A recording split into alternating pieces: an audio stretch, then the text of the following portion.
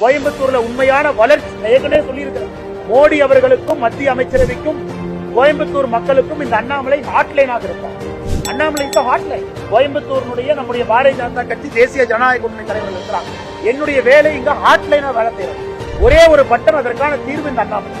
யாரை பார்க்கணும்? மத்திய அரசுக்கு ஒரு வேலை கொண்டு வரணும், கொண்டு வரணும். மத்திய அரசுக்கு ஒரு கோரிக்கை வைக்கணும், கொண்டு வரணும். தொழிற்சாலைகளுக்கு ஒரு பிரச்சனை உங்களுக்கு தெரியும். தொழிற்சாலைகளுக்கு பிரச்சனை வருவதும் அரசை சரி செய்வதும் ஒரு சைக்கிளிக்கல் பிராமம்.